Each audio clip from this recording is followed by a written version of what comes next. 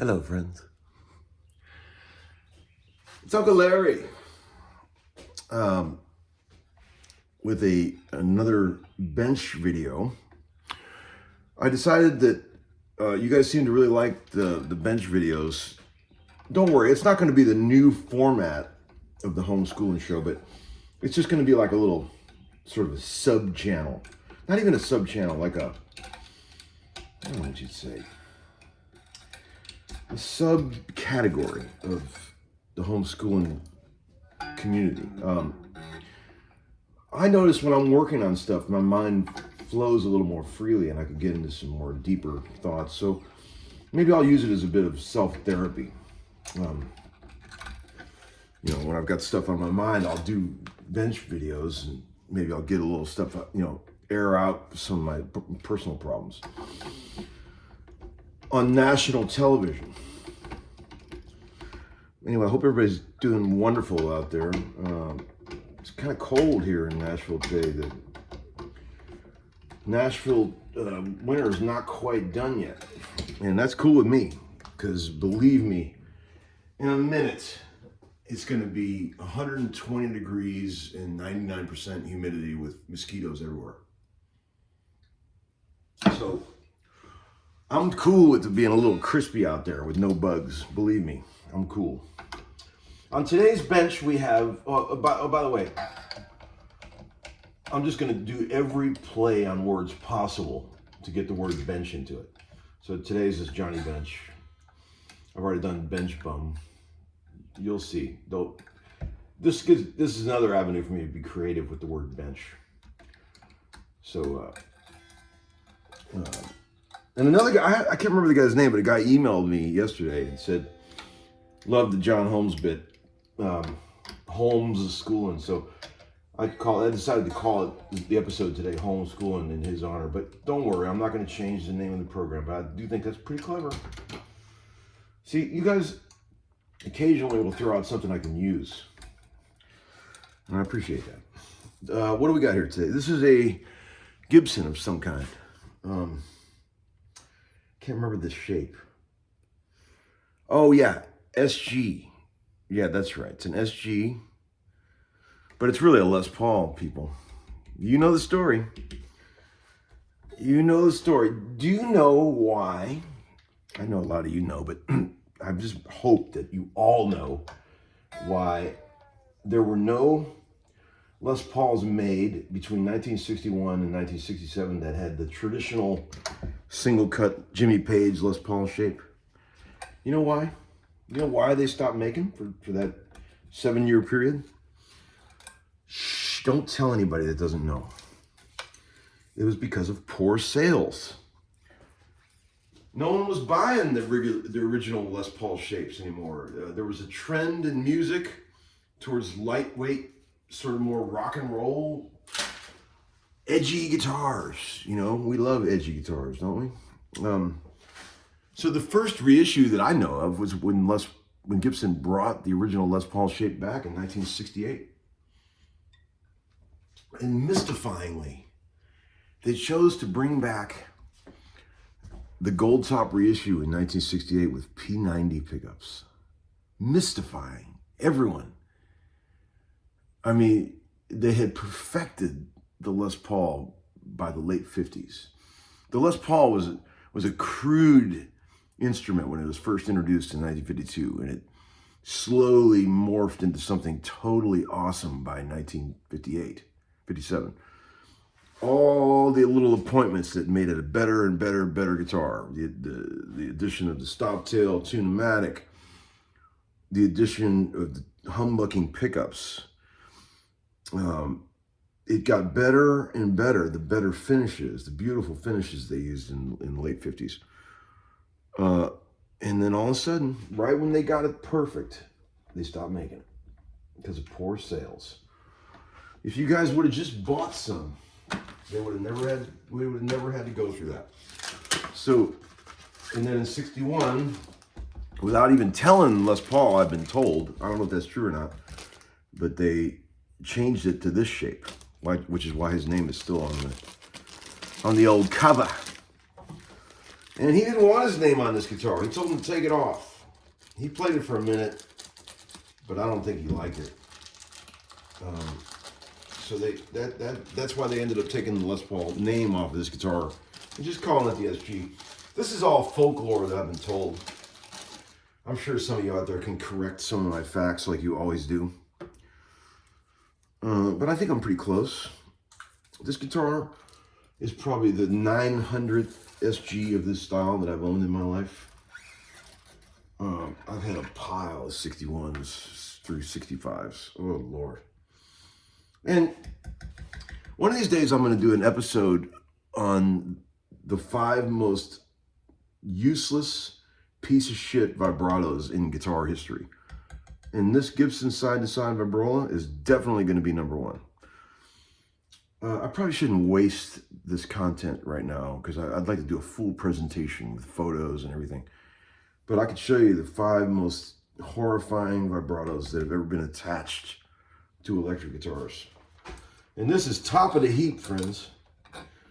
No one has ever used this vibrato.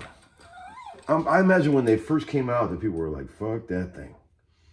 Side-to-side vibrola? I mean, who thought that was a good idea?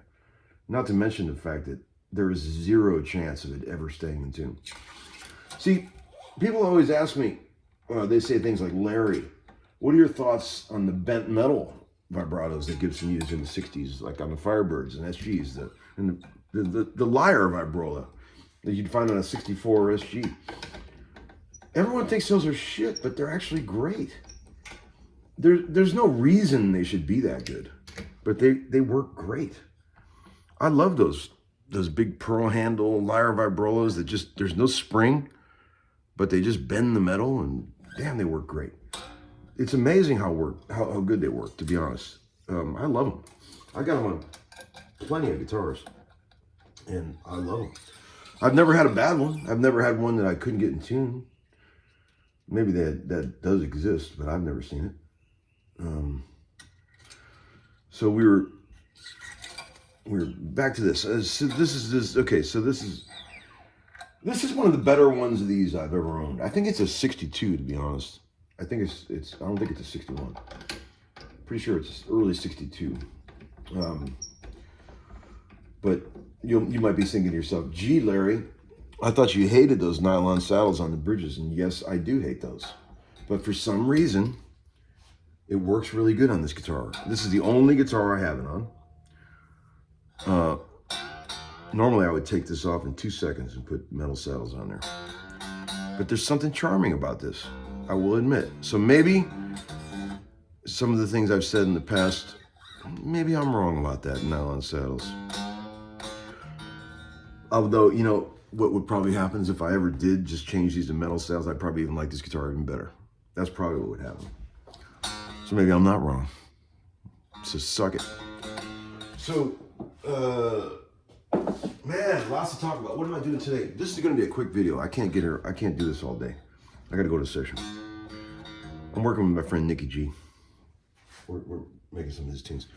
Here's another example of a guitar that I know is great because I've used it on a bunch of stuff, but it started getting real frumpy with these dead-ass strings that were on it. So I'm looking forward to breathing some new life into this instrument with these brand new strings that I paid full retail for because no one will give me a string deal. You know, I'm kidding. I don't even want a string deal. Take your string deal. I had some interesting questions in the VCB. What was the one? What was the one? Oh, what's the best live album ever made? The guy said. I think it's 1980. Ian Hunter, Welcome to the Club. Personally, it's the best live album I've ever heard. It's very rare that I would prefer any live versions of songs to the studio versions. Very rare. I'm a big studio version guy. Now, there are exceptions. A Little Help from My Friends by Joe Cocker, of course.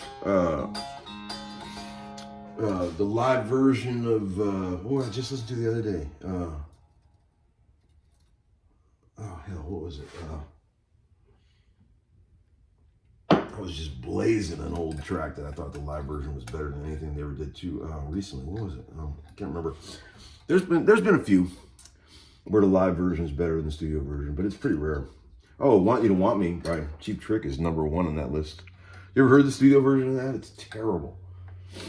No offense, Robin. Hi, Robin. Robin's a sweetheart. He's a dear friend. I love him. But I think even he would admit that the studio version sucks compared to the live version. Still better than any song I ever wrote. So, what did I do yesterday? Oh, I did some Brett Papa videos yesterday. It's a slow process, but we're building up our little cachet of material for the pay site. Trying to get pretty in depth and detailed about what I'm actually doing, because the homeschooling thing is pretty loose, as you might say, pretty loose. I always had in mind that the homeschooling thing was for more advanced players, so I never took much time explaining what I'm actually doing, and I know that's frustrated some of you people out there. And if that bothers you, fuck off. I'm just kidding. I'm sorry if I've pissed anybody off with my free videos. You do have that slowdown feature on YouTube, which is a hell of a lot more than I ever had when I was a kid trying to learn all this shit off records by ear. So if you're frustrated that I'm not slowing down and showing you stuff, spoon feeding it to you, try to imagine what my life was like when I had to walk to school uphill both ways, and we had to heat up the ice cubes for dinner. And I had to learn everything off of vinyl records by picking up the needle. There was no YouTube. That's why I developed my ear. I got to the point where I could tell what the guy playing the solo had for lunch just by listening to it. And that's called developing your ear. And no regrets there. I mean, I'm glad that happened. All you got to do is play it for me once, and I got it. That's just from years of trying to put the needle on the record. And I don't regret that. I'm a big fan of cutting the strings off after you put them on. I know a lot of the hipsters, they like to leave the strings all coiled up like Neil Young used to. Kind of bugs me. What if you were at a gig and your lead singer came over to jam with you, and all of a sudden you poked him in the eye with a string? You'd feel terrible. I like to get up and jam with the lead singers. You guys have noticed that in my life. I'm a big stage prowler. Uncle Larry likes to prowl the stage and get all up in the singer's grill. I don't care that it's their limelight. I'm taking it.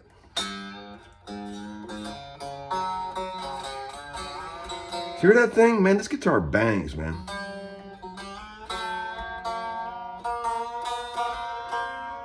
This is a good one. The one I had before this was really good too.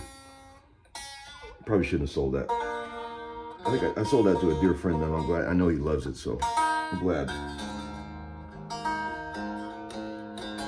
I've had a lot of inquiries about the Plexi Marshall Mountain, and for a minute, I'm going to let it go as a full collection, people.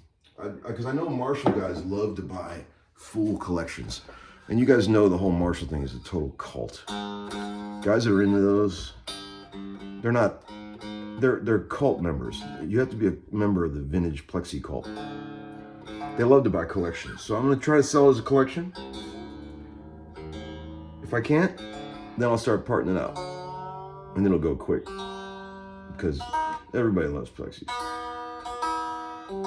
People said, "What are you going to do now, Larry?" I'm going to keep one head, one cab. There are two cabs. They'll say things like, "What are you doing now, Larry, without the Plexi Mountain?" I've really been going into more like I've moved, you know how I like to change things up? I've moved into this sort of Fender amp phase of my life. I've got a great collection of old Fender amps, and I've been using those more and more in the studio. I always have used them, but I'm using them even more, and really enjoying the tones that I've been getting with deluxe reverbs, Princeton reverbs, things of that nature, Tweed Deluxes, White Basemans. Those are good amps. Good for recording. But man, you know, we all know what kind of wallop Marshall gives you, and there's nothing like it. I just like to mix things up, people. You know me. I never stay with the same thing too long, unless it's beer or a Noble's pedal. Let's see. Where am I at now? Time-wise. These minutes go by quick, friends. Let's get this thing playing for a minute. Let's see what kind of adjustments it needs.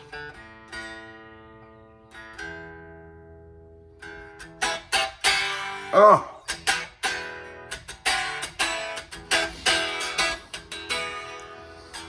Here's a cool angle of it. You can see my hands. Somebody said they liked the new angle.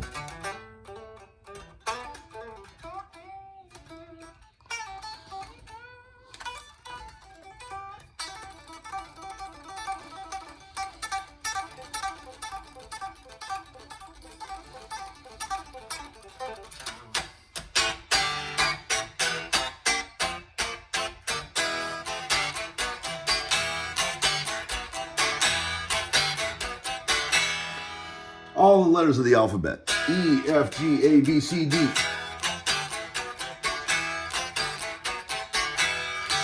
All right, friends, I better hang up. Not because I don't want to keep talking, but because I have to go to work and I can't upload any videos. They're too long with my shitty internet.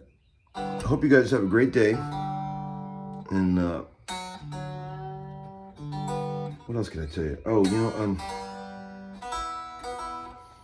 oh, wow. Brand new string breaks. News at 11. Okay. Well, that's weird. All right. We have more. Don't worry. Don't buy any more gear today, friends. Learn some songs. Learn a cool song with hard chords that you always wanted to learn. It'll inspire you. I'm telling you. That's where all the inspiration comes from, is learning songs. I'm not suggesting that we be copycats and try to steal everything from everyone, but learning a song that is totally different from something you would ever write is a great way to grow as a musician, okay? I've got several young friends. I'm not gonna mention any names, but their initials are Justin Myers is one of them. He comes over once in a while, and I set up guitars for him once in a while because he brings over beer. And he's a young fella, and he's got the same disease I had when I was young in that age. All I thought about was get the guitars, get the cool old guitars. And man, I would like to help anyone from getting too far into that rabbit hole and focus more on music. You've got great guitars. You know, you've got plenty of guitars to handle any kind of musical torrent that could come out of your body. So just play. Don't worry about gear. Let the gear come to you. Nothing ever works when you try to hunt down guitars. The coolest guitars I've ever gotten in my whole life are the ones that just came into my life without me hunting them down. Anytime I've tried to force the issue, I am gonna find that guitar.